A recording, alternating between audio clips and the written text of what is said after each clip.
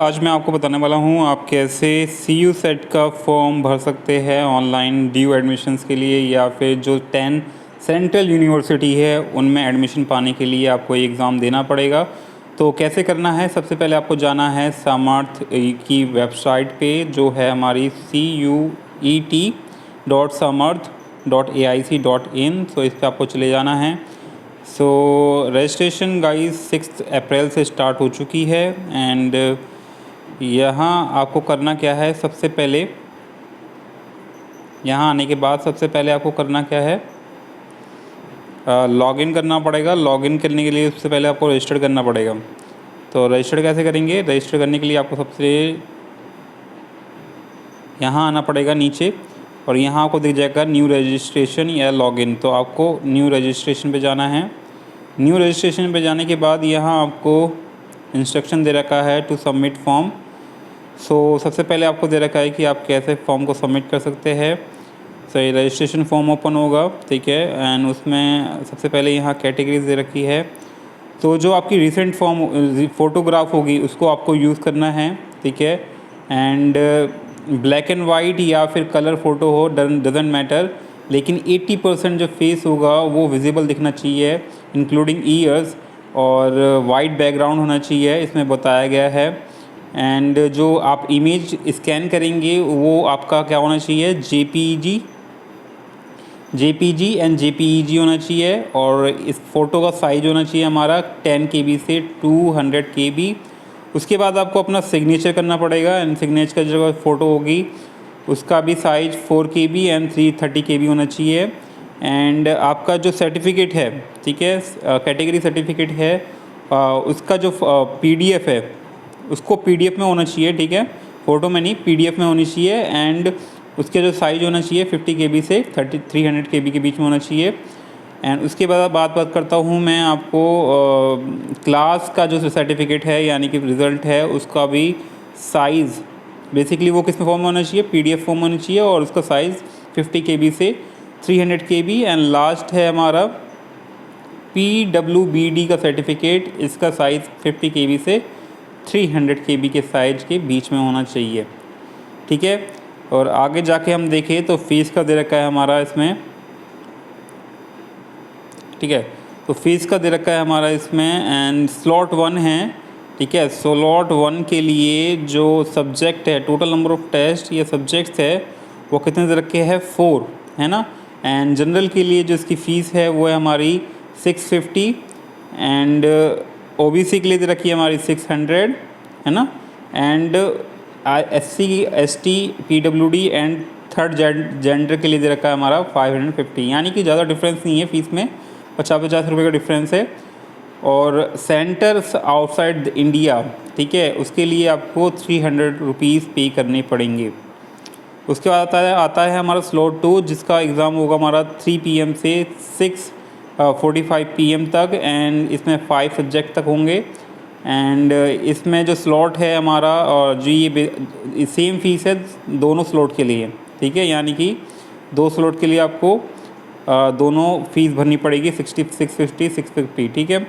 उसके बाद आपको मेक श्योर करना है कि आप जो अपना नंबर प्रोवाइड कराएंगे वो एकदम करेक्ट होना चाहिए, मोबाइल नंबर हो या फिर ईमेल नंबर, क्योंकि इसी से आप अपने जो रिक्वेस्ट होगी, अगर कोई डिटेल गलत हो जाती है तो आप उसे मॉडिफाई कर सकते हैं, ठीक है। एंड लेकिन मेक श्योर करना है कि आपसे ये मिस्टेक ना हो।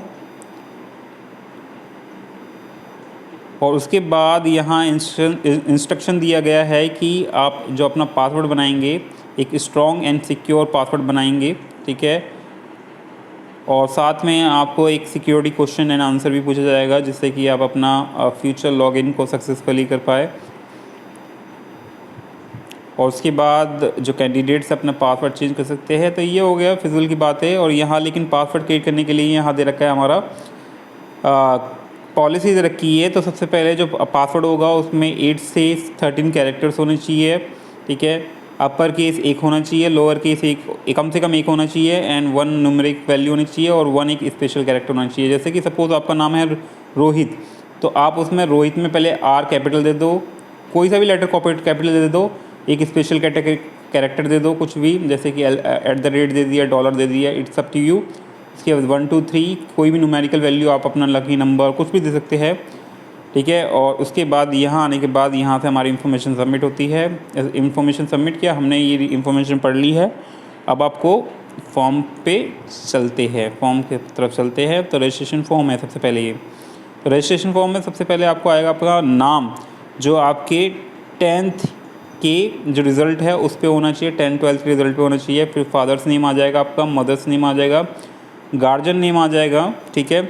उसके बाद आप यहाँ से अपनी डेट ऑफ बर्थ चूज़ कर सकते हैं। पहले डेट चूज़ करनी है, फिर मंथ चूज़ करना है, फिर ईयर चूज़ करना है। उसके बाद अपना जेंडर चूज़ कर सकते हैं, मेल है, फीमेल या थर्ड जेंडर है। एंड उसके बाद नेशनलिटी आपकी इंडियन है या फिर ओवरसीज़ सिटीज़न हो, आप इंडिया के यानी कि बाहर के रहने वाले हो लेकिन आप इंडिया में रह रहे हो। And foreign other than OCI, ठीक है। और फॉरेन हो लेकिन बेसिकली इंडिया में रह नहीं रहे लेकिन पढ़ाई करने आए हो, ठीक है, बेसिकली। एंड उसके बाद आता है हमारा आइडेंटिटी टाइप। सो आप क्या देंगे अपनी आइडेंटिटी के लिए। So PAN card, school ID, passport, voter ID card, driving licence. इसमें आधार कार्ड का ऑप्शन नहीं दिया क्या, और other valid government identity with photograph. तो आप इतने सारे ऑप्शन रखे, आपके कम से कम आपके पास एक तो होगा ही, तो आप कुछ भी ऐड कर सकते हैं। फिर उसके बाद अपना यहाँ फिर आप यहाँ अपना हैंग हो गया। उसके बाद जो भी आप अपनी फ़ोटो ID डालेंगे उसका आपको नंबर डालना पड़ेगा, तो यहाँ आपको एंटर कर देना है। उसके बाद यहाँ आपको अपना एड्रेस डालना पड़ेगा, ठीक है। और एड्रेस में सबसे पहले आपको यहाँ अपना प्रीमाइसेस नेम नंबर या नेम हाउस नंबर डालना है, और सब लोकेलिटी डालनी है, फिर लोकेलिटी डालनी है। उसके बाद आपको यहाँ कंट्री चूज़ कर लेनी है, जो भी कंट्री है आपकी, पिन कोड डाल देना है, ठीक है। उसके बाद आपको ईमेल एड्रेस डाल देना है यहाँ, ठीक है। उससे फिर कंफर्म करने के लिए सेम ईमेल एड्रेस डाल देना है। उसके बाद मोबाइल नंबर डालना है, कंफर्म करने के लिए अगेन वही सेम मोबाइल नंबर डाल देना है। और फिर लास्ट में आपको एक अल्टरनेटिव नंबर देना होगा कि बाई चांस जो फर्स्ट नंबर है वो ना कांटेक्ट कर पाए या फिर वो यूज़ ना कर पाओ आप, तो सेकंड नंबर आप यूज़ कर सके। उसके बाद सेकंड ऑप्शन दिया है, फिर वापस से परमानेंट एड्रेस में आप सेम आपको क्या करना है, सिंपली आपको check click if same as present, यानी कि अगर आपका परमानेंट और प्रेजेंट एड्रेस सेम है तो आप इसे चेक करके इसको दोबारा भरने की ज़रूरत नहीं पड़ेगी। उसके बाद यहाँ अपना पासवर्ड चूज़ कर सकते हैं। तो पासवर्ड चूज़ करने का भी प्रोसीजर काफ़ी लंबा है इसमें। सबसे पहले आपको अपने यहाँ पासवर्ड बनाना है मिनिमम 8 कैरेक्टर्स का, उसे कंफर्म करना है। उसके बाद आपको अपने यहाँ सिक्योरिटी क्वेश्चन पूछना है, सिक्योरिटी क्वेश्चन आपको सिलेक्ट करना है, फिर उसका आंसर देना है। तो जब भी आपको पासवर्ड भूल जाएंगे तो आपसे ये क्वेश्चन पूछा जाएगा, और अगर आप सेम आंसर देते हैं जो अभी आप फिल करोगे तो आपका जो पासवर्ड है वो रिकवर हो जाएगा, ठीक है। सो ये काफ़ी अच्छी चीज़ दी गई है इसमें, क्योंकि बहुत बार पासवर्ड अपने बच्चे भूल जाते हैं और उसके बाद फिर बाद में उन्हें बहुत सारी दिक्कतों का सामना करना पड़ता है। तो जैसे हमने एक क्वेश्चन चूज़ कर लिया, हाँ, what is the name of your first school. तो आप यहाँ अपना स्कूल का नेम डाल सकते हैं, कुछ भी डाल सकते हैं। जैसे कि मेरा था GTB, तो मैं GTB बस 3 कैरेक्टर का डाल दूँगा। और यूजली इसको गैस करना या फिर बेसिकली आपका ये पासवर्ड को चुराना काफ़ी मुश्किल हो जाएगा, ठीक है। तो सिक्योरिटी के नज़रिए से भी काफ़ी अच्छा चीज़ है। इसके बाद आपको यहाँ अपना पिन नंबर डालना है, उसे सबमिट कर देना। सबमिट करने के बाद आपको लॉगिन ID आ जाएगा, पासवर्ड आ जाएगा।